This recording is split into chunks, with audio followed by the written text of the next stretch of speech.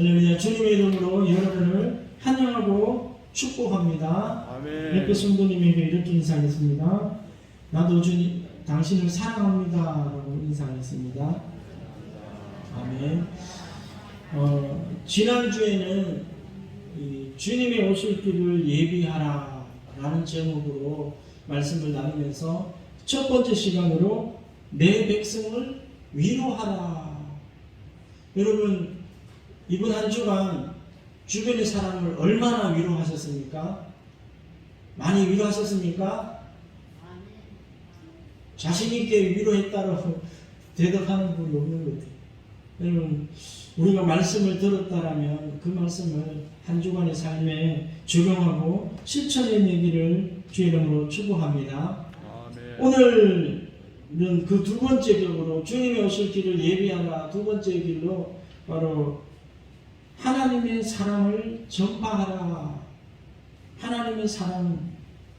여러분, 하나님은 한마디로 정의하라면 뭐라고 말합니까? 오늘 말씀처럼 하나님은 사랑이심이라. 하나님은 사랑이심이라. 사람은 누구나 다가 하나님의 사랑을 경험하고 하나님의 사랑을 받기를 원하고 있습니다. 그런데 그 사랑을 어디서 받을 수 있는가를 알지 못하고 또 하나님의 사랑을 받지 못함으로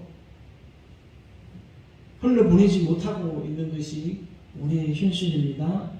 오늘 하나님의 사랑이 어디에 있는가를 찾아보고 하나님의 사랑을 받아 누리는 비결을 배워서 그 사랑을 우리가 외치기를 주의 이름으로 축복합니다.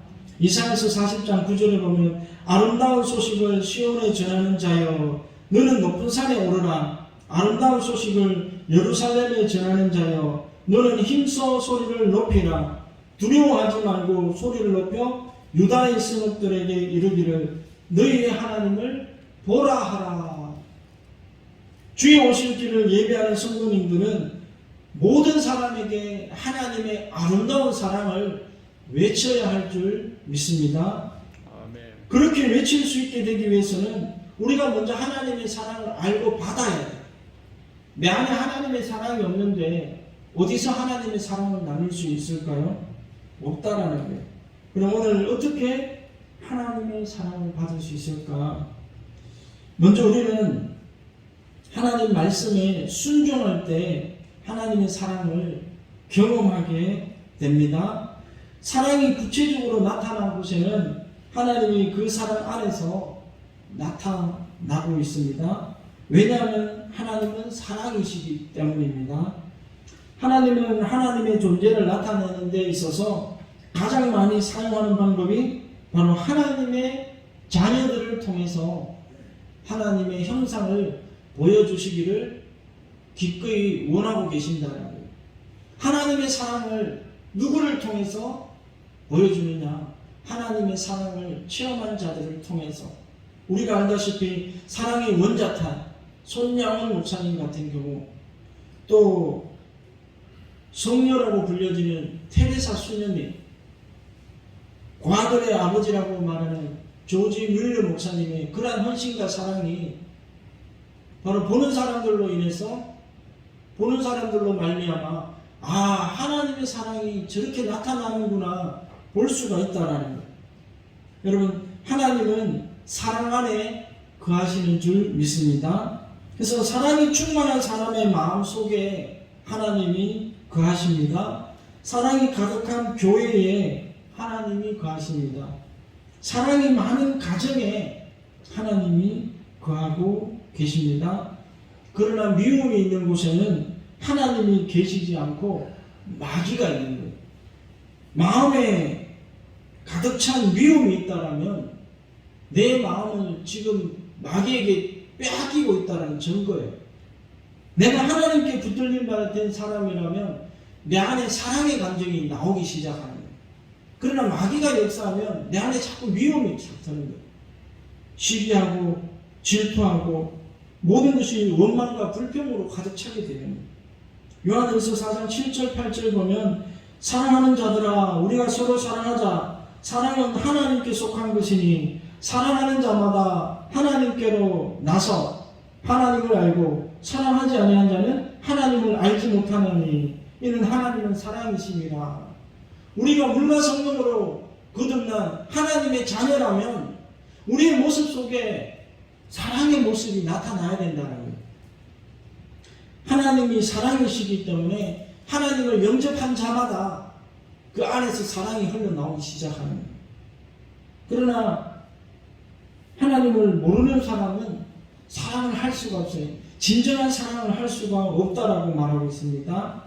그래서 하나님을 모신 곳에 하나님이 있는 가정, 하나님을 모신 가정, 하나님을 영접한 교회, 하나님과 동행하는 그 교회에서 하나님의 사랑이 강물처럼 흘러넘치기 시작하는 줄 믿습니다. 여러분, 베드로 사도도 무엇보다 서로 뜨겁게 사랑할지라, 뜨겁게 사랑하라. 여러분, 좀 그런 사랑을 좀 해봤으면 좋겠어요. 남녀간에 연애를 하더라도 당장 내일 지구가 멸망할 것처럼 한번 뜨겁게 한번 사랑해보는 거예요. 여러분, 그런 사랑을 찾아서 헤매고 있잖아요. 교회에 와서 주님을 섬기고 하나님을 섬길 때도 좀 뜨겁게 사랑해봐요. 뜨겁게. 이거는 물에 물 탄 듯 술에 술 탄 듯 교회 다니는 것도 아니고 안 다니는 것도 아니고 5년 10년을 다녔는데 그 사람이 교회 왔다 갔는지도 모르는 사람이 있어요.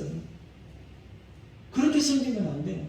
불같이 뜨겁게 사랑하고 그렇게 한번 사랑하면 얼마나 좋을까요? 예수님이 말씀하셨잖아요. 너희가 뜨겁든지 차갑든지 하나 미지근해서 내가 토해낼까 한다.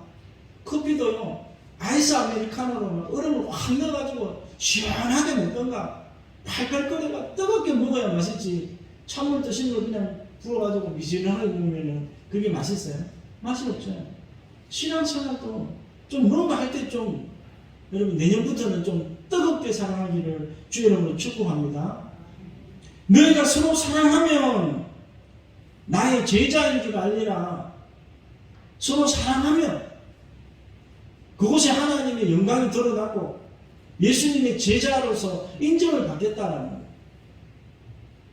두 번째, 십자가를 통해서 우리는 하나님의 사랑을 경험할 수 있습니다. 하나님의 사랑은 다른 곳에서 찾으면 안 돼요. 오직 십자가가 하나님의 사랑이에요.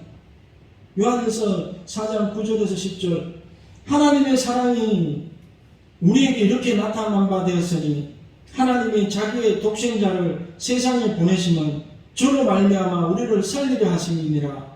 사랑은 여기 있으니 우리가 하나님을 사랑한 것이 아니요 오직 하나님이 우리를 사랑하사 우리 죄를 위하여 화목제로 그 아들을 보내셨음이니라. 우리가 하나님을 사랑하지 못했다는 거예요. 우리가 아직 죄인 되었을 때 하나님은 그 기약대로 예수 그리스도 독생자를 이 땅에 보내주시고 십자가에 못 박아 죽게 하셨다는 거예요. 독생자 예수 그리스도를 이 땅에 보내시고 그가 우리의 모든 죄와 더러움과 병과 저주와 죽음을 한 몸에 다 걸려지고 십자가에 올라가셔서 못 박혀 피 흘려 죽으시고 돌아가셨어요. 그러므로 우리의 모든 죄값을 청산해 주셨어요. 이것이 대속의 은혜라고 말해요. 내가 죽어야 되고 내가 저주받아야 되고 내가 고통을 받아야 되는데 나 대신 예수님께서 그 모든 죄를 걸어지시고 십자가 골고다 언덕을 걸어가셨다는 거예요. 여러분, 하나님의 사랑이 어디 있느냐? 하나님의 사랑이 어디 있느냐? 있으면 보여달라. 여러분, 그러면 뭐라고 말해야 될까요? 십자가를 보십시오. 그렇게 말하면 돼요. 정말 하나님이 나를 사랑하실까? 의문에 쌓일 때 십자가를 바라보면 돼요. 우리가 하나님이 정말 우리를 지금도 사랑하고 계십니까? 그런 의심이 올 때 십자가를 바라보기를 주 이름으로 축복합니다.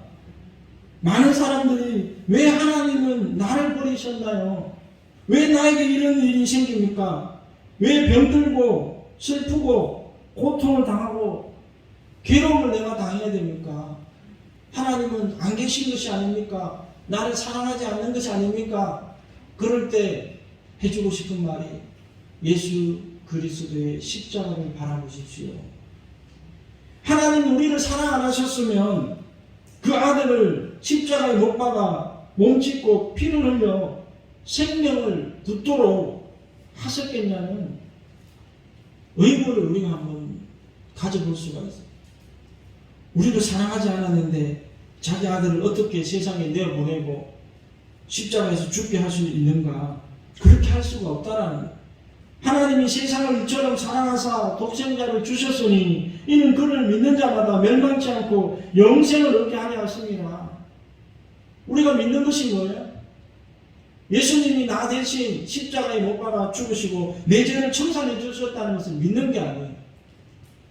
그 사랑을 믿었을진데 어떻게 눈물이 안 나고 어떻게 감동이 없을 수가 있어요?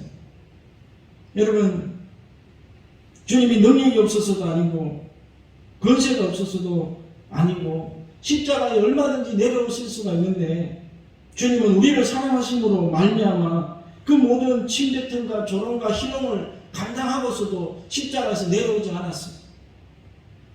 여러분, 많은 사람들이 예수님을 십자가에 못 박은 사람들이 야, 네가 하나님의 아들이냐? 그러면 스스로 한번 내려와 봐라.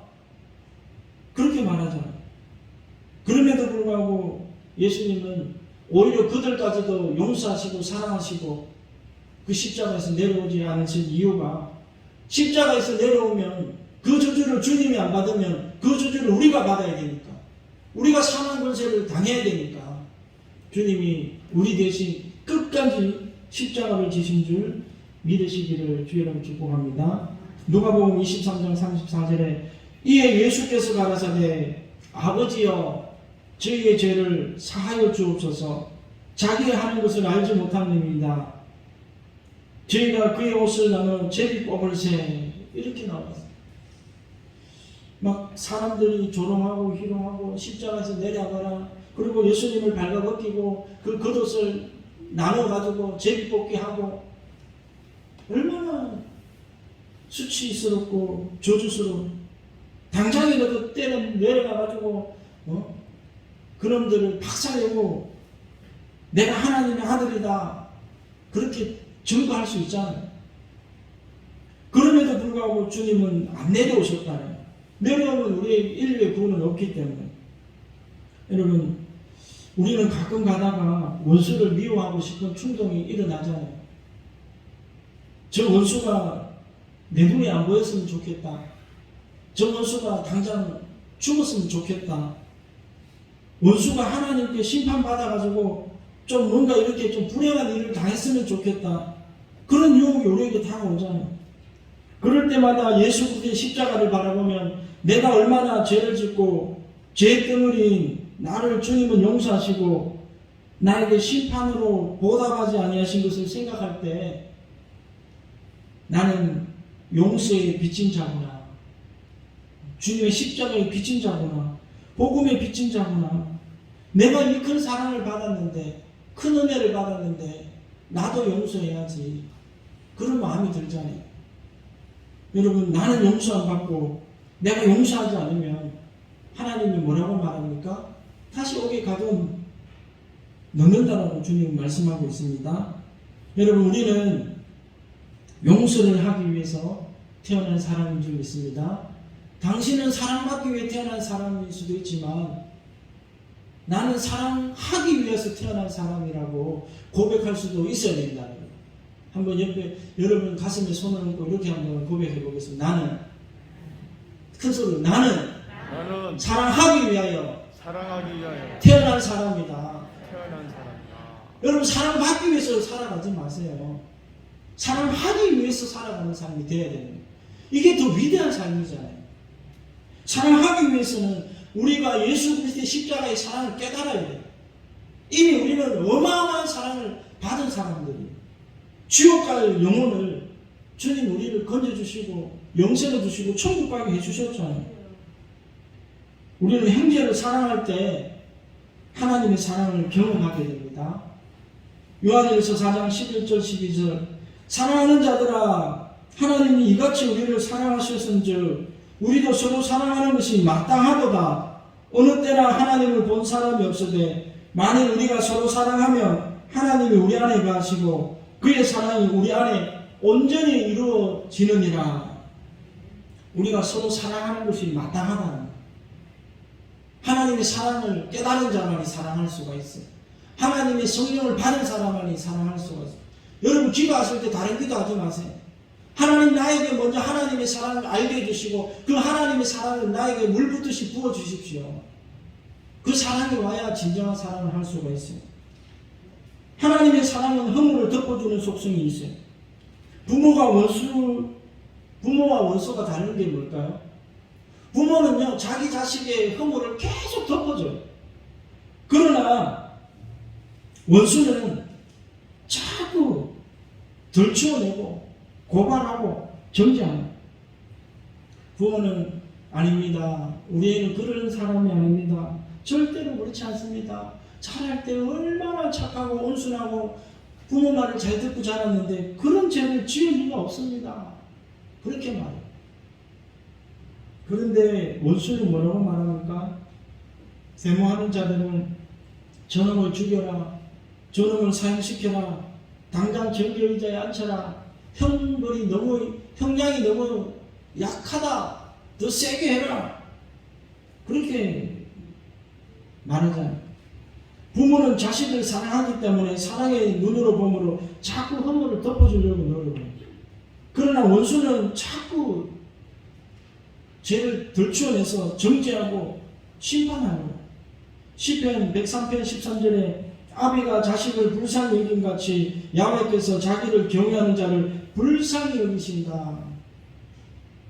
여러분 우리가 하나님을 경외할 때 하나님은 우리를 불쌍히 여기신다. 긍휼히 여기신다.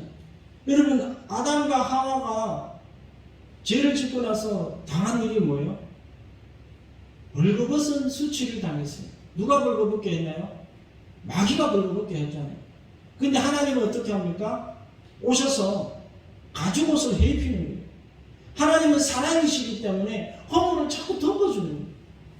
여러분 사랑이 충만한 장로님이 되시기를 주님 축복합니다. 사랑이 충만한 권사님이 되셔야 돼요. 우리 교회 사랑이 최고 많은 사람이 누굽니까? 물어보면 당연하게 우리 교회 장로님이십니다. 권사님이십니다. 그런 말을 들어야죠. 여러분 하나님은 자꾸 덮어주는 역할을 합니다. 그래서 예수 그리스도를 이 땅에 보내주시고 우리 죄인들을 향하여 의의 생업옷을 입혀주셨잖아요. 예수 그리스도의 보혈로 우리를 깨끗하게 씻어주시고 그리스도의 의의 생업을 우리에게 입혀주시는 거예요. 사랑을 입혀주는 거예요. 덮어주는 거예요. 잠언서 10장 12절에 미움은 다툼을 일으켜도 사랑은 모든 허물을 가리우느니라. 미워하는 사람은 자꾸 발가벗기고 다투고 논쟁을 해요. 그러나 사랑은 허물을 다 덮어주시는 거예요. 베드로전서 4장 8절 무엇보다도 열심으로 서로 사랑할지니 사랑은 허다한 죄를 덮느니라. 교회 와서 예수 믿는다고 하면서 자꾸 지체를 못살게 굴고 이웃의 약점을 덜쳐내고 허물을 덜쳐내고 나는 잘 믿는 사람이다, 당신들보다 잘났다, 제일이다, 그렇게 말하는 사람은 신앙에 대해서 대단히 오해하고 있는 사람이에요. 그는 자신은 정의로운 사람이라고 정의할지 모르지만 정의로운 사람이 아니라 마귀의 사자예요. 마귀의 종이 된 거예요. 하나님의 사람은 절대로 그렇게 하지 않아요. 잠언서 17장 9절 허물을 덮어주는 자는 사랑을 구하는 자요 그것을 거듭 말하는 자는 친한 것을 이간하는 자니라. 형제를 사랑한다는 것은 형제를 가장 사랑하는 가장 큰 덕목의 실체는 바로 형제의 허물을 덮어주는 것에 있습니다. 상대방의 실수를 용서하는 것에 있다고 성경은 말하고 있어요. 형제를 사랑하는 것 어렵게 생각하지 마시기를 주의로 축복합니다. 장점을 보고 칭찬해주고 단점은 그냥 입을 딱 다물어 버리면 되는 거예요. 이게 형제를 사랑하는 거예요. 여러분 레미제락을 장발장이라는 책을 읽어보신 적 있으십니까? 아니면 그 영화라도 본 적이 있습니까? 이 프랑스 대문호 빅토르 위고의 장편소설 원제목 레미제라블 줄거리를 말씀드리고 오늘 설교를 맺기를 원합니다. 프랑스 대혁명 직전 라보리 마을의 날품팔이 노동자 장발장이 누이 동생들과 조카 7을 부양하고 살면서 너무 배가 고픈 나머지 빵 하나를 훔쳤다가 체포되어서 5년의 형을 선고받게 됩니다. 감옥살이를 하는데도 들어온 가족들이 계속 걱정이 돼가지고 계속 탄압을 해요. 그러다 보니까 형량이 19년이나 늘어나 버립니다. 그 형량을 다 마치고 만기 추록하여 사회에 나왔을 때는 이미 중년의 사내가 되었어요.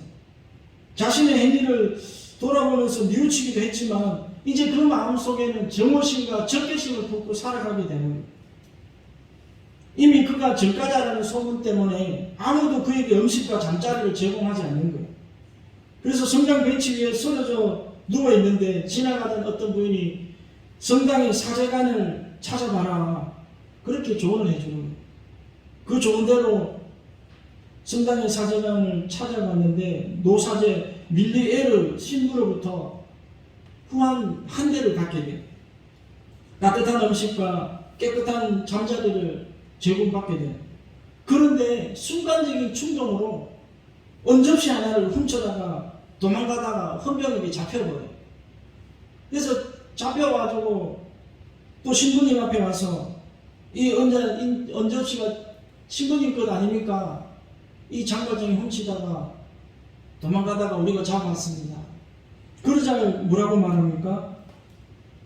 아닙니다. 내가 선물로 준 것입니다. 그러면서 장발장에게 은촛대까지 내어주며 정직하게 살아가십시오. 자네의 영혼은 내가 사서 하나님께 바쳤습니다. 그렇게 말합니다. 이후 장발장은 사회에 대한 적개심을 풀고 사랑의 사람으로 구제하며 선을 베풀며 살아갑니다. 자신의 신분을 속이고 살아가게 되는데 공장 주인과 시장으로 이제 출세하게 돼요. 그런데 그의 공장 직공이었던 판틴느라는 여인이 자신의 공장에서 해고되고 창녀로 살아가다가 죽게 됩니다. 그녀의 딸 코제트를 불쌍하게 여기고 의붓 딸로 맞아들이게 되어서 키우게 돼요. 그리고 장발장으로 죽게 된 사람의 오명을 씻어주기 위해서 스스로 자기가 장발장이라고 법정에 가서 밝히는 양심선언도 하게 돼요. 장발장의 삶 중에서 집요하게 그를 따라다니는 사람이 있습니다. 자베르 경감이라는 사람. 자베르의 사상은 장발장 같은 죄수는 사회의 악이라고 생각하고 끝까지 잡아다가 처형해야 된다. 이것이 그의 정의였어요. 그래서 숨어다니는 장발장을 끝까지 추적해요. 사회에서 선한 일을 하고 아름다운 사람으로 거듭났는데도 불구하고 옛날에 그 죄를 들춰내서 고발하고 다시 형을 살게 하려고 하는 거예요. 어느 날 프랑스 혁명군의 자베르는 신분을 숨기고 간첩 노릇을 하다가 정체가 밝혀져서 붙들리게 되는데 이때 장발장은 사이가 될 사람을 구하러 갔다가 이 자베르 경감을 죽일 수 있는 절호의 기회를 맞이해요. 그런데 그는 자비를 베풀어 주면서 자베르 경감을 풀어주고 용서하게 돼요. 그리고 그의 양녀 코제트를 위해 그의 애인 마리우스를 그 전쟁에서 구해주고 둘을 결혼시키고 난 다음에 이제 그녀의 행복을 위해서 자신의 신분을 숨긴 채 이제 떠나는 것이 레미제라블의 줄거리.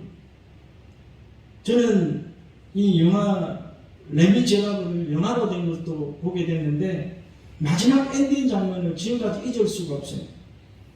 제가 영화를 보면서 유일하게 울었던, 눈물을 펑펑 흘렸던 그 영화예요. 저희 집사람이 제가 왜 울은지 모르고 쳐다보더라고요.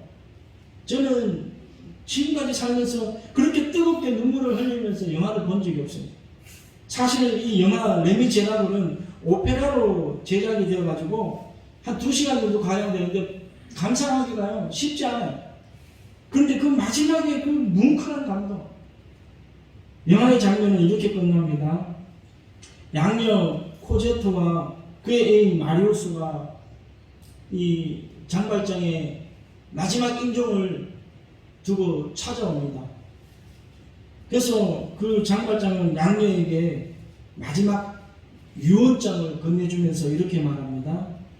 정으로부터 돌아선 사람의 이야기란다. 사랑을 베푼 사람의 이야기이지. 너를 만났음 말이야. 내가 잠들면 읽어봐라. 정으로부터 돌아선 사람의 이야기다. 사랑을 배운 사람의 이야기다. 여러분, 사랑을 배우기를 주여는 축복합니다. 이 말에 얼마나 큰 감동이 되는지 몰라요. 내가 잠들면 읽어보아라. 그리고 먼저 죽었던 코제트의 모친 판틴느가 그의 영혼을 영접하러 옵니다. 장발장은 마지막 하나님 앞에 기도를 올려드려요. 여러분, 우리가 숨을 거둘 때 하나님 앞에 기도할 수 있으면 얼마나 좋을까요? 모든 죄를 사하시고 하나님의 영광 속에 있게 하소서. 이 대목에 하나님, 저도 내 이 많은 죄를 다 용서 받고 하나님 품에 안기기를 원합니다. 간절히 소망합니다. 막 그 기도가 나오면서 눈물이 막 닭똥 같은 눈물이 그 당시에 막 나오더라고요. 그러면서 그의 영혼이 이제 떠나는데 신부님과 함께 노래를 부르는 장면이 나와요. 반드시 기억해요. 이 사실을 명심해요. 타인을 사랑하는 자만이 주를 볼 수 있음을. 이 노래를 불러요. 그리고 프랑스 혁명 장면이 나오면서 영화는 끝이 나더라고요. 여러분, 타인을 사랑하는 자만이 주님을 볼 수 있다. 여러분, 사회의 적개심과 정오의 삶을 살았던 장발장을 가장 아름다운 삶을 살아가게 만들어준 것이 무엇이었습니까? 바로 밀리 에르 신부의 사랑과 용서에 덮어줍니다. 이 소설은 역사적 사실이 아니라 문학가의 작품이지만 성경담으로 많은 사람에게 감동을 준 책이라고 말합니다. 왜 그런가 봤더니 복음의 가장 충실한 내용을 다 담고 있어요. 예수 그리스도의 사랑을 다른 사람의 비유적으로 만들었을 뿐이지 이 안에 자세히 들여다보면 십자가의 사랑이 그대로 들어있다는 거예요. 여러분, 한 사람의 사랑이 또 다른 사랑을 낳습니다. 그러나 한 사람의 악이 또 다른 악을 낳습니다. 용서하시고 내가 손해보시고 사랑을 베푸는 저와 여러분이 되기를 주의 이름으로 축복합니다. 아멘. 사랑이 세상을 변화시키는 거예요. 예수님의 사랑을 실천하는 것이 전도예요. 예수천당 불신치유이라고 외치는 것이 전도가 아니라 삶 가운데서 하나라도 더 구워주고 베풀어주고 나눠주는 게 사랑이에요. 그것이 전도예요. 교회 다닌다고 다 하나님의 백성이 아니에요. 교회 나왔다고 다 하나님의 자녀가 되는 것이 아니고 예수님의 제자가 되는 게 아니에요. 마태복음 12장 48절 누가 내 어머니이며 내 동생들이라 하시고 누구든지 하늘에 계신 내 아버지의 뜻대로 하는 자가 내 형제요 내 자매요 내 어머니이니라. 교회 다니면서 하나님의 자녀라고 말하면서 얼굴에 서슬이 풀해가지고 있는 사람들, 교회 다니면서도 평안의 얼굴이 안 보여요. 웃음기가 있어야 되고 평안한 은혜의 얼굴이 있어야 되는데 오히려 세상 믿지 않는 사람보다 더 염려의심에 찌달려가지고 남을 미워하는 정오감에 그 얼굴이 드러나는 사람, 어떻게 하나님의 자녀라고 말할 수 있겠습니까? 여러분, 하나님의 사랑을, 하나님의 용서를 오늘 예배를 통해서 경험하게 되기를 주의 이름으로 축복합니다. 장발장은 신부님의 용서와 사랑으로 말미암아 새 사람이 되었어요. 그 사람의 용서도 이렇게 변화되는데 하나님의 아들의 사랑, 하나님의 아들 십자가의 사랑을 깨닫게 되고 어찌 변화되지 않는다고 말할 수 있겠어요? 오늘 우리가 기도할 때 하나님의 사랑이 성령으로 말미암아 내 마음에 부어지기를 원합니다. 아버지의 사랑이 내게 부어지기를 원합니다. 이것이 없으면 우리는 가짜입니다. 하나님의 사랑이 내 안에 없으면 나는 가짜입니다. 다시 한 번 더 고백하며 다시 한 번 더 간구하니 내 안에 하나님의 사랑을 부어주십시오. 그렇게 한번 기도하기를 원합니다.